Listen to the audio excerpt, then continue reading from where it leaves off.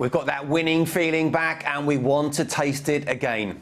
Jimmy Floyd Hasselbank brings his Burton Albion side to the Valley today. A win for us and we go just 1 point behind them and ever closer to the top half of the table. Here's what we got coming up in today's show. We'll hear, as always, exclusively from Johnny Jackson. We'll also hear from club chaplain Matt Baker on what is Academy and Valley Gold Day. We speak to Lars Liljegren from the Swedish Addicts, who is also here today. And we'll look back at Tuesday's very important victory over Gillingham. No Curbs today. He's on his 16th holiday of the season so far. Brownie alongside me. How are you, Brownie? Why aren't you sitting in Curbs' chair? Out of respect, really. It's his chair, isn't it? Is that right? Yeah. So I've got the centre slot. I'm a guest here, really. So I come in and I drift off. I don't think the knees are going to be able to handle 45 minutes at least if you're in that position. Listen, we'll stop talking because alongside both of us, we have a CharltonTV debutant. Former youth team striker Danny Haynes, who'd rejoined the club back in January, scored his first senior goal for the Addicts. Danny Haynes lit up the Valley by scoring one of the goals of the season after 19 minutes. The winning goal came on 69 minutes as Danny Haynes got onto the end of this fine move to net his third goal in as many games. But substitute Danny Haynes produced an exquisite strike to win the game for Charlton. 6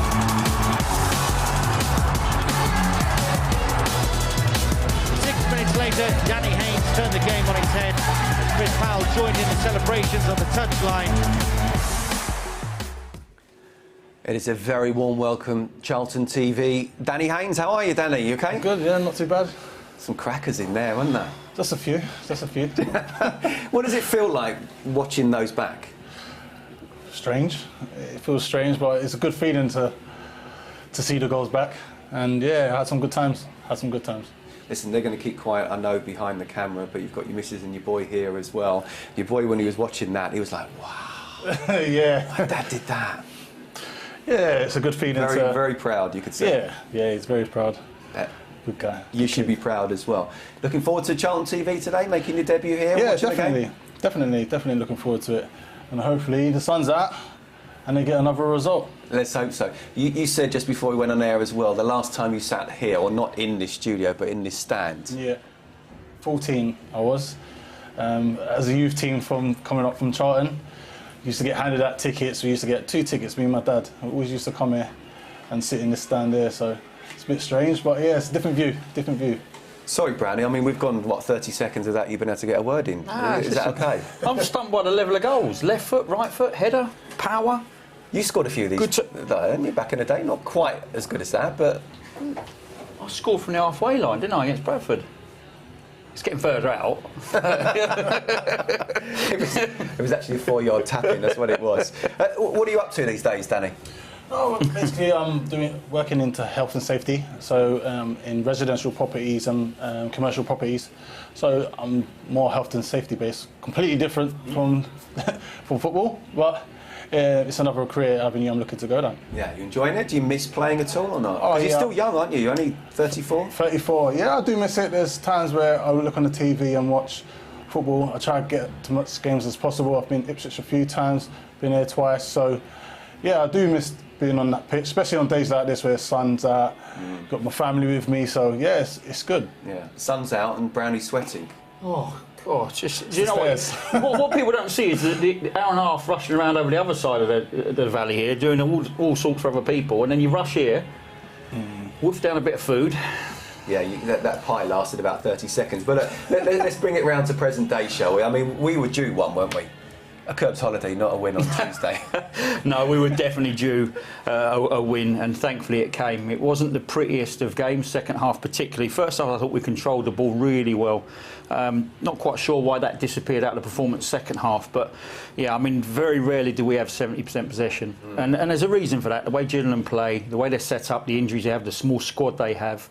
You can understand why they're set up like that. You've still got to break it down, and thankfully we managed to get that 1 goal that gave us the 3 points. But yeah, we would have wanted a second on the night. I mean, you know, up in comms, you're thinking just get a second, you know, give us a little bit of breathing space. Didn't come, but they got over the line anyway, which was the most important thing. Yeah, psychologically, after the run we'd been on, how important was that? Very important. Yeah, you imagine coming here today and we're no wins in 8. You know, it's against a side that we would expect to have beaten. I mean, the expectation levels have changed across the season. Obviously, at the start we were looking at playoffs minimum, and those expectation levels have changed. But we would still expect to have beaten Gillingham. They have had a good response since Neil's taken over, but we were at home. Certainly needed the 3 points, and that did put a little bit of pressure on us. But they came through that, you know. And I thought the first half was a good half. You know, in terms of us. Imparting our style of play for that 45 minutes, I thought it was very good. Kick off a lot less than 45 minutes to go because Brownie's kept on talking. Again. Only joking. Let's get cracking, shall we? Let's hear from Jacko, who I spoke to a little bit earlier. Jacko, good to see you. First of all, the performance, looking back on that, I mean, very good performance and a very important result as well, wasn't it? What pleased you most about Tuesday night? I think the character, the resilience of the players. You know, we've come under a lot of pressure, a lot of questions been asked, and it was on the back of a disappointing performance at Accra. No getting away from that. So we needed a response, and I think we got that in the manner of the performance, the way we played, the way we moved the football, but the spirit that we showed, the resilience to keep the ball out your net as well. I think it had, both sides of the game that we showed in abundance. Yeah, the clean sheet was important as well. It's obviously been a quick turnaround, Saturday, Tuesday, Saturday, and we've had players coming back from long-term injuries as well. How are we lining up today? Same team, yeah, same team. So everyone's come out the game fine. Obviously, we've been. It is a tight turnaround, so you have to manage the training loads really carefully. Get that sort of. Balance between recovery and getting the right working on the training pitch, which we feel we've done. We feel everyone's in a good place, ready to go again, and obviously it was a good performance, so key for him to do it again. Yeah, and when people are winning, they want to keep their place, even if they can't last the 90 minutes. I'm sure the bench will come into play today. Look, 9 games to go. Have you set any kind of points tally, positions, or, you know, what are your aims from here now to the end of the season? Just try and win every game, Scott. That's always the way that I look at it. You know, we've got a job to do still. I think it was a big win for us on Tuesday. You know, that's a team below us, and we put a little bit of daylight between us and them, so that was important.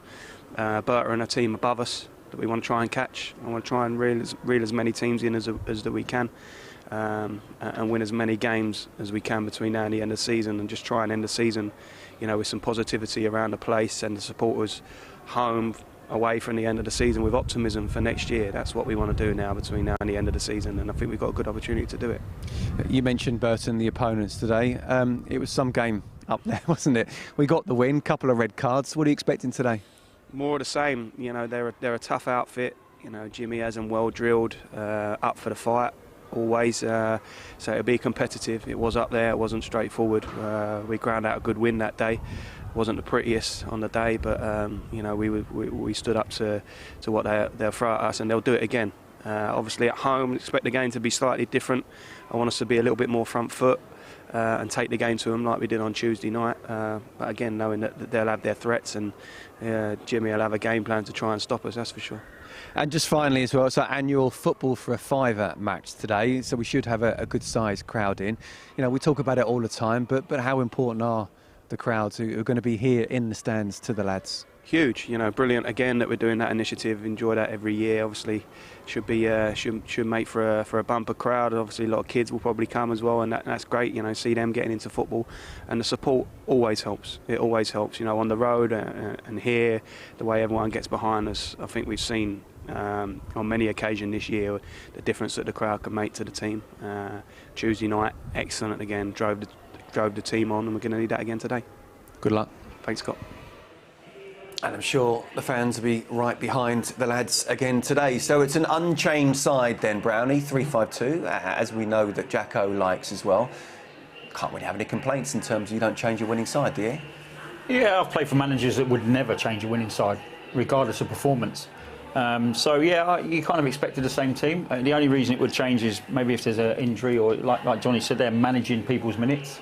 But they've all come through the training unscathed. They've recovered, and yeah, when he first got in, he sold playing for the shirt, and they played for the shirt, didn't they? Tuesday night, got the result. Yeah. So you expect it to be the same. And Jaden Stockley and Connor Washington up front together again, just so important, isn't it?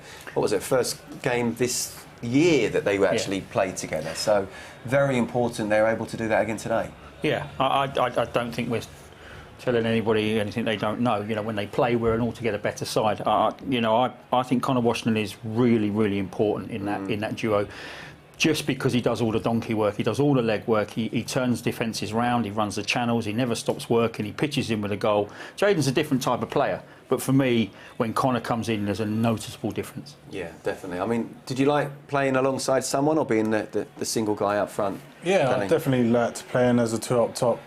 Playing with a big man such as Rob Hulse and Jan Kermagat when I was playing, and I've always found it better and easier to play with someone up there with me. Yeah.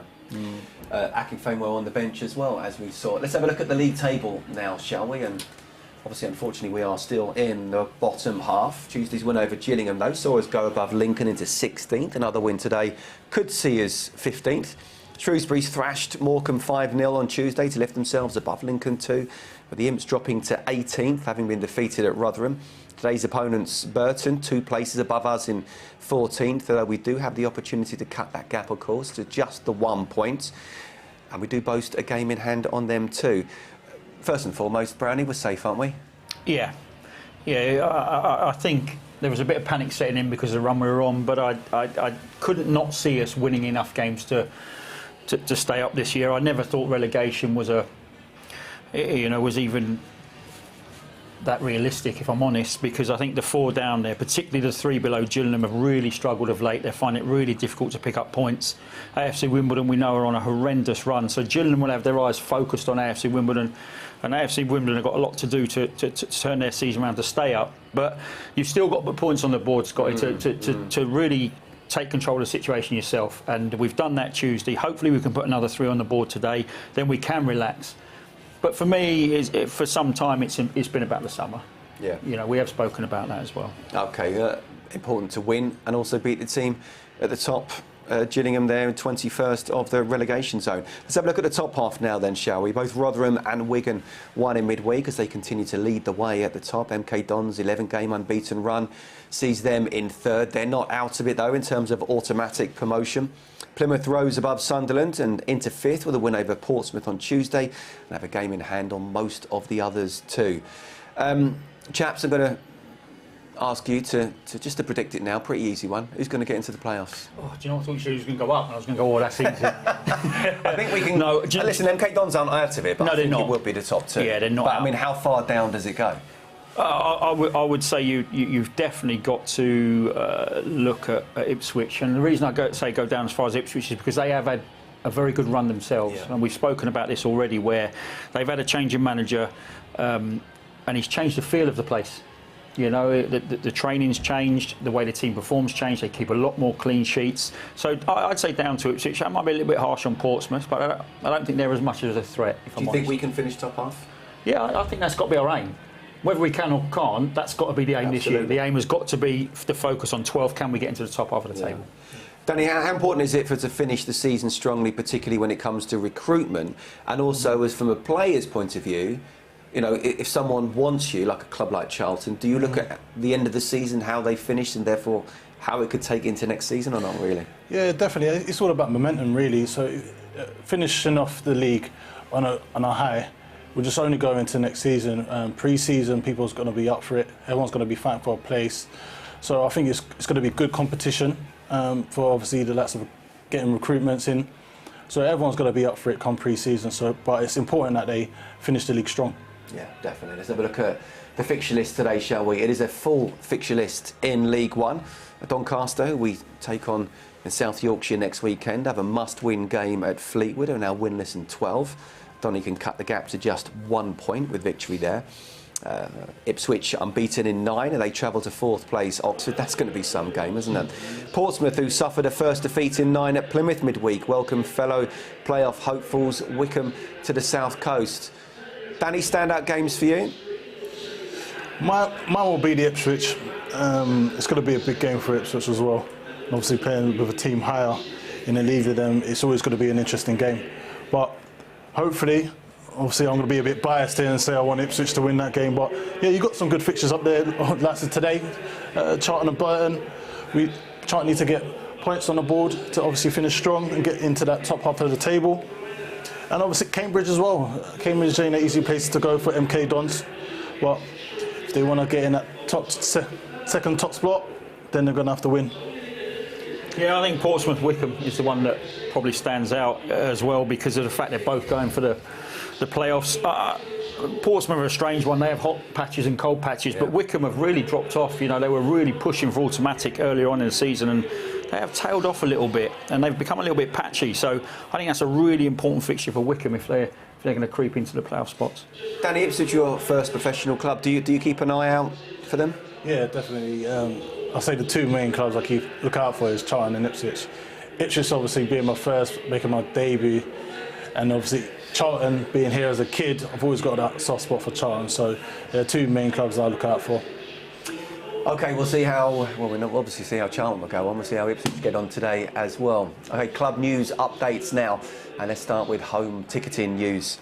As always, tickets for our 3 remaining home matches of this season are now on sale after today. We host Lincoln Saturday, April the 2nd, Morecambe Friday, April the 15th, and Shrewsbury Saturday, April the 23rd.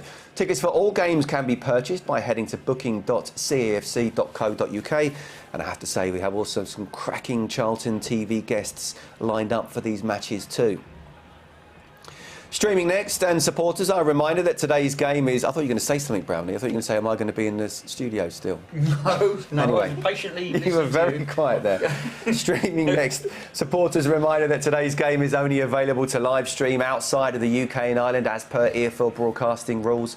As is the case with every Saturday 3 p.m. game this season, we can only live stream outside of England, Scotland, Wales, Northern Ireland, Jersey, Guernsey, the Isle of Man and the Republic of Ireland. Overseas fans can purchase a match pass, though, for today's game for just £10 by going to cafc.co.uk. We're also not streaming in the Russian Federation at present. Congratulations is in order for young midfielder Harvey Kedwell, who has won the Valley Gold Goal of the Month for February for this, I've got here, and it's about right, sumptuous free kick against QPR's under-18s. The striker has also been nominated for the League Football Education's Goal of the Month. A big well done to Harvey, and hopefully we can see him do that in the first team soon.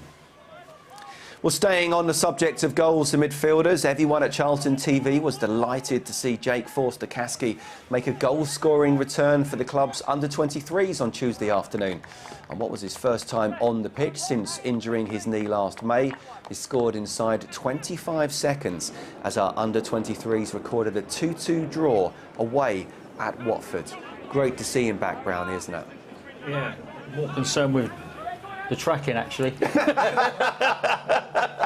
He's such a defender, isn't he? You're going to analyse the defending now. Watford under 23s. I'm watching that and I'm going, who's marking him? He literally had a 40-yard run with nobody. Anyway, yeah, it's brilliant. He's brilliant that he's back. I'm so pleased for Jake, and it's been a real struggle. Both cruciates gone. You know, you recover from one, and I've had to do it myself, and it broke down. It's horrible. You know, when you're injured and you're isolated, you're on your own. It's horrible. Yeah. So it's great to see him back. Yeah, what a great start as well. His contract's up amongst many others as well. Just important to make sure he doesn't push it too much and get injured again, whether it's his cruciate or anywhere else in the body. Oh yeah, because you start overcompensating in other areas. Absolutely, yeah. It certainly needs looking after you. Okay. Well, we'd like to extend our thanks to supporter Chris Britt. Have a look at that, who has been flying the flag for the Addicts in Barbados this week. Why aren't we there? Well, that would be nice. Chris has been watching the England cricket team in their 3-match test series against the West Indies. The two teams, of course, drew the first test. Looks like probably draw the second as well. It's still all to play for, though. Well done, Chris. And finally, we'd like to wish the best of luck to Karen Hills' Charlton team, who take on Liverpool in the FA Women's Championship tomorrow. The Addicts were beaten 1-0 by Liverpool at the Oakwood last weekend, so they'll be up for revenge at Prenton Park tomorrow. The match kicks off at 2 p.m, and Charlton TV subscribers will be able to watch highlights of the game on Monday morning. OK, right, there are a number of international Addicts at the Valley this afternoon, and one of them, Lars Liljegren from the Swedish Addicts, caught up with Charlotte Richardson a little earlier.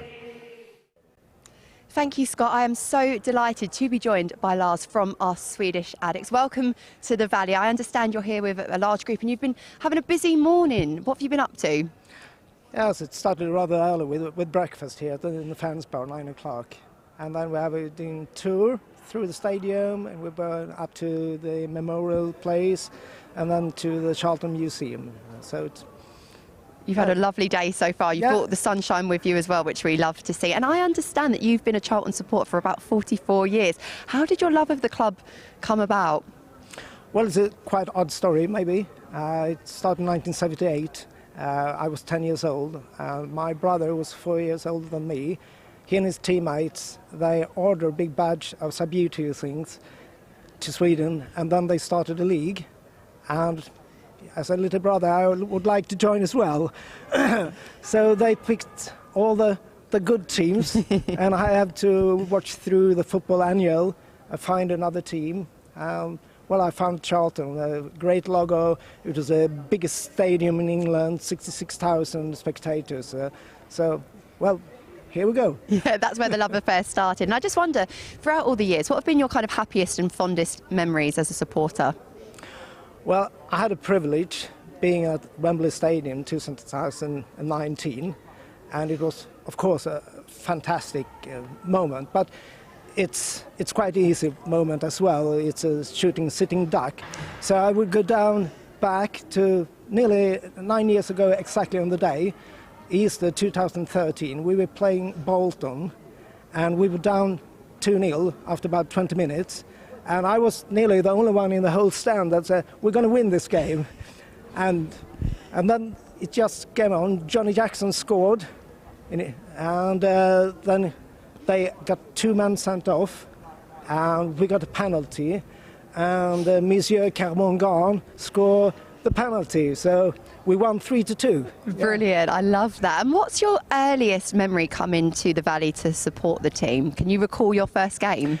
Yeah, unfortunately, I had to wait 25 years from when I started supporting Charlton. So it was 2003, and Charlton played Everton at home. Wayne Rooney came on for Everton, and I saw Kishishev score one of his 2 ever goals for Charlton. So you're a bit of a lucky charm. Fingers crossed we get a result today as well. And for anyone listening in that wants to join the group, how can they go about it? Where can they find out more information about the Swedish Addicts? Oh, they just go on to addicts.se, and you go on to contact, and there you can fill in a form or send a mail or whatever, and you've been a member of the Swedish Addicts. And today we have grown from, we founded in 2005 together with my friend Magnus Persson, who's not here today, unfortunately. And we were about 22 persons then, 2005, and today we're counting 57 paying members. Brilliant. Well, you're growing and growing, which is fantastic to see. Yeah. Thank you for joining us today and coming on Charlton TV. Thank you very much. Back over to you, Scott. Yeah, great to hear from Lars there, and to have, him and 50 international supporters with us today. And he speaks better English than Brownie as well, doesn't he? I mean, you've got to be some kind of fan, haven't you, to fly over from Sweden to watch Burton at home, with respect. Yeah, I absolutely tip your cap, don't you? Because, especially on the run, you know, if we were in a great position, successful, flying, crowds were full, you'd think, yeah, okay. But when you're doing it in the middle of a poor run in top half of the season, you know, it tipped my cap. Well, I kind of feel for him a little bit, because he started the Swedish Addicts in 2005, one good season, then we went down and haven't been back in the Prem since. But we'll get there, Danny, won't we? We'll get there, we'll get there. Definitely. Well done, he's certainly enjoying himself there, and hopefully he can bring us 3 points today, which would be back-to-back wins. Right, Danny, are you ready to head down memory lane? Yeah, let's go. Yeah? For it. Yeah, let's go. You look nervous. I'm a bit nervous what you're going to show, to be honest. It's all good, I promise. Look, cool. I mean, you've already touched on it, but not a lot of fans know that you started in the academy here. Tell us what it was like being a youngster and your memories here. Oh, as a kid, I've always remembered Charlton being that family-orientated club. And obviously, with starting off in the academy, you only get to see that Tuesdays and Thursdays. And then I ended up getting released at the age of 16, so when you get your YTSL scholarship, how you want to say. But yeah, Charlton's always been that family-orientated club, which everybody loves about Charlton. So, and it's a Premiership club. No matter where we are, I feel that Charlton should be in a Premiership where they belong, to be honest. How much of a blow was that to you as a 16-year-old getting released when you'd been at the club for a few years? It was hard. It was hard as disappointment as a kid. You kind of take it personal, you know. But at the end of the day, football's a business, and you got to understand that it's one person's opinion. And my dad pulled me into the car and said, "Go out and train, and don't let them affect you." So I went out and trained after being told I'm getting released, and I felt better after. I just felt better for doing that.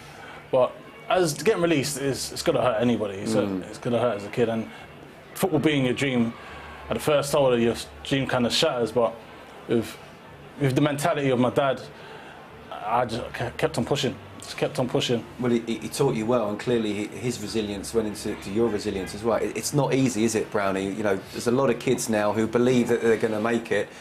They get that initial, it's not going to happen, and it breaks them, doesn't it? Yeah, and I think we've just seen an initiative, haven't we, by Crystal Palace, the aftercare, 3 years. And I think you're going to see more clubs adopt that, because the numbers are astronomical in terms of kids getting released and don't actually have a career. It's a numbers game, academy football. You know, you take on a lot, very few make it. I think we were saying over the lounge just earlier, you know, to become a professional at any level, you've beaten the odds as it is. You know, and like I said, if you actually go into the details and the numbers, you know, which I have, it's a huge percentage that get released, not just before scholarship, after scholarship as well, first year pros. The numbers are are drastic in terms of what don't make it, and there does need to be an aftercare, I think. Yeah, definitely.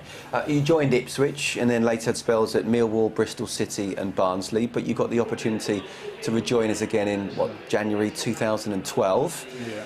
Was a return to Charlton always something that you wanted to happen? Was it quite surreal when it did? It was surreal when it did because Charlton were doing so well. Top of the league, League One, pushing for promotion. I thought, I was at Barnsley at the time in the Championship. I didn't really want to go to League One, but I can't refuse Charlton. I couldn't refuse it. And obviously Chris Powell, he made it much more easier for me to make the decision to go there. And it was good that thing I did because I've had some good memories. I've had nothing but good memories here. We'll come on to those memories right now. But I texted Chrissy. I told this beforehand. I texted him. I said, "Give me some stuff on Danny." He said, "You were a really good lad, very instinctive player, and scored some very important goals." Let's have a look at a few of those, shall we? Your first goal at the Valley couldn't have been much bigger, really. It came in May 2012 against Hartlepool on the final day of the season, and sealed our 101 points for that season, which was a League One record at the time. You enjoyed it as well, didn't you? Yeah, that was a good moment. Good moment to get my first goal, and obviously the gaffer Chris done the Jose Mourinho run, didn't he? So it was always good to see. Yeah. But yeah, it was a good feeling. How enjoyable was that first sort of 6 months at Charlton, and what was it like playing under Powling? It was good. It was good. I think the team and obviously the manager made it easier for me to come down to League One. As a Championship player, to be sitting on the bench, it kind of humbles you. And they are talent in the lower leagues, and you've got to accept that they was here before me and just enjoyed the moment. And we was a part of a winning team. We had winners, natural born winners, and it was just a good dress room to be around. I loved every minute of it. Yeah. I must mention Alex Dyer as well, who I played with back in the day. I mean, what a fantastic character, as well as a very good coach and manager he is as well. Yeah. In the following season, your first goal came in an iconic match in the club's recent history, 2-0 down to Cardiff. We went on to be champions, who went on to be champions, and came back to win 5-4. Tell us about that. Yeah, it was surreal, to be honest. And before that, I don't think I've ever scored against Cardiff, to be honest. I think I've always lost against Cardiff playing against them. So to actually get one against Cardiff, it was a blessing, and I loved it. You certainly did. We came into that match, 2 wins from 12, so we were struggling a bit. After we won it 3 and 4, and fans have spoken about that game as a real turning point of the season. Did it feel like for you guys in the dressing room that way as well? Yeah, it did. It did. Obviously, to get a win against a good side, which you can clearly see there was a good side to getting promoted, to actually get that win and go on to a good run, it just sets you up in good stead for the rest of the season. Could one performance really sort of turn a season around? Yeah, well, what it does, it sets you on your way. So if you're in a bad mindset and your mentality's poor, and let's be honest with you, we've all been in a group where we've been struggling. It is one game, it's one step at a time. That one game, that one victory, that one good performance, and it's not just for the team, it's as an individual. You have a bad patch as an individual, it's resetting yourself back. Small things, get your assets, make your assets work for you. Get a steady footing back in the team and build. It's the same with the team ethos as well. If you're on a bad run, do the basics right. And that's what I say, when you keep asking me what can we do today to address that, stop conceding soft goals. Go back to that and build from there. And we've drawn 0-0 with Sunderland and we've beaten Gillingham 1-0. That gives you a platform. Suddenly your confidence comes back a bit. 4 points in those 2 games. I know we had the defeat between, but it resets. And you build from there. So yeah, one game can certainly make a difference, that's for sure. I don't think it can turn a whole season, but it's small steps to recovery. I'm not going to ask you that question anymore if I keep asking you. Well, not so much you, it's more upstairs. Oh, okay.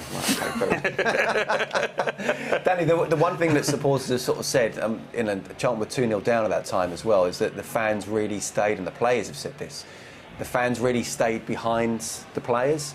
You know, how important sort of is that to a player? I don't think the fans actually realise the powerful role they play during a game. I've always said it, the fans are your 12th man, and with good fans behind you, it just gives the players a bit of a kick, just to push on just a bit more, just gives you that bit more. And I feel Charlton, as a fan base, is very good at.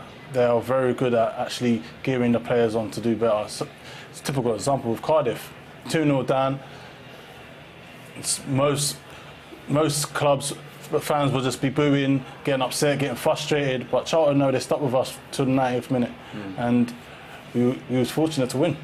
They can make you feel an extra 10 miles an hour faster. They can also make you feel you're running in treacle at times, fans. I'm not just talking about Charlton, but no, that's they are powerful, aren't they? Yeah, and you've got to give them a reason to get up behind you. That's the whole point, is that if they're booing, there's a reason they're booing. If they're getting on your back, there's a reason they're getting on your back. They don't just do it for the sake of it. So in that respect, it's down to you as an individual stroke team to give them something to cheer about. The first place you go to is work your socks off for 90 minutes. This I've always said it, this crowd is extremely lenient if it sees the side working its socks off. It doesn't like it, but it will accept you're not the best team out there. But as long as you give everything you've got for the shirt to get the result, they'll forgive, you know, a result that doesn't go your way if they've seen you've tried the best you can. And they pay their hard-earned money, they're entitled Absolutely. to say it's down to the players to kind of change that around. Let's have a look at your favourite Charlton goal now. It was some strike. I've got it down here, why was it your favourite goal, but I don't really think I need to ask why. Talk us through it. Well, many people have said, why am I running that wide? As a striker, I was quite paced. I had pace to go on my side, so I don't think I was going to get through that small gap.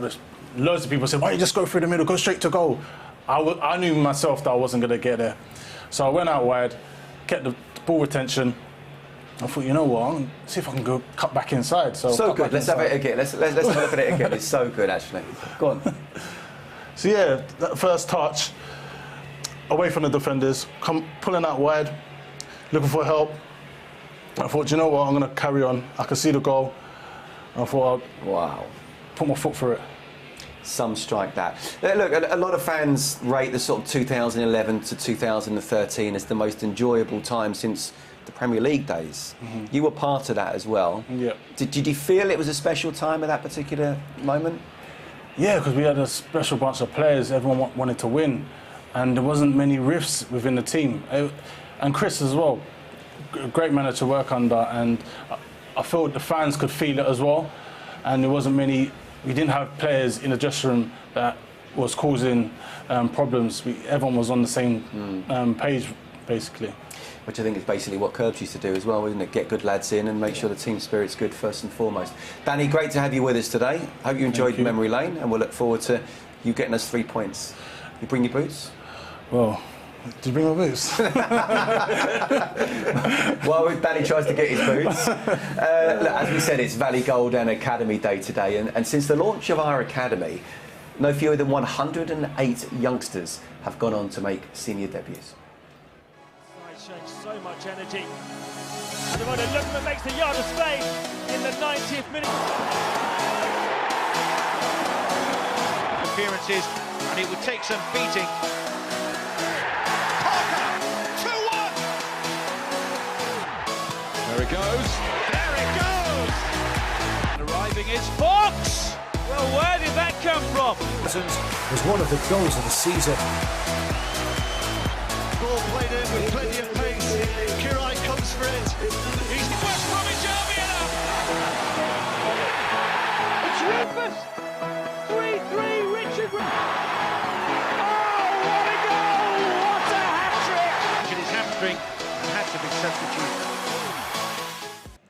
You know what, Brownie's desperate to get in, but first of all, before you do, some very, very important goals there, and I'm sure you enjoyed all of them. But look, let's cross pitch side right now to Charlotte Richardson, who was with the Valley Gold chair, Matt Baker. Thank you, Scott. Matt, welcome to Charlton TV. We've seen some great goals there from Academy graduates. How much pride does that fill you as chair of Valley Gold to see those goals? A lot of pride. It's been great goals, going right back to Lee Bowyer, Richard Rufus, right up to the current day as well. Really good to see those goals and see the academy products coming through. But I think more than that, every player who steps onto the pitch, who makes their debut, that makes us proud as well. So, yeah, fantastic. It absolutely does. And for supporters that might not be aware, can you tell us a little bit about how Valley Gold supports the academy and your role as chair? Yeah, so I chair it. There are representatives from the football club and the supporters as well. We support in a number of ways and have done over the years. So it may be giving money towards mini goals over at the training ground for the academy. Some people might see today the minibuses. The minibuses is something we pay for. It's great that the boys can turn up for a tournament or a away game and feel proud of who they are in a minibus that we've donated. So there's all kinds of ways that we supported over the years. We like to send the boys on trips. So the Manchester trip recently that the under-16s went on, we paid for that. We're funding the Super Cup out in Northern Ireland, the boys to go out to that as well. And then we've got the Valley Gold Invitational Tournament at the end of the season in May. We've not been able to do that the last few years for obvious reasons. But that's an opportunity for fans of Valley Gold members to come along and watch the youngsters playing as well. So all kinds of ways that we've supported, and we'll continue to. You know, we want to get Cat 1 as a club, so we will be backing that financially as well from a Valley Gold perspective. Amazing, and it's so interesting to hear and get that kind of insight. You mentioned a few examples there. Can you name any others in terms of how Valley Gold has supported and contributed this season? Yeah, well, I mentioned a number there. I mean, we support not just the academy. That is the primary thing we're doing, but we support the women's team as well. We've supported the deaf team in the past, the Upbeats, and the museum as well. So primarily, yes, it's about the academy, and we always put it towards specific things with the academy, but there are those other elements as well from a football club perspective that we want to be helping with. You're kind of at the heart of everything that Charlton does, and what is lovely is that today we get to celebrate that with it being the Valley Gold Day and a day dedicated to the academy as well. How important is it for the football club to use a match day like this to shine a bit of a spotlight? Really important. You know, we know we've got a great academy. You know, I mentioned players stepping onto the pitch, and that's one thing that fans they may not know this. They can go to Bartram's, they can see the board up there. Every player who's made the debut for the club, who's come through the academy, is up on that board, going back, you know, got more than 100 names up there.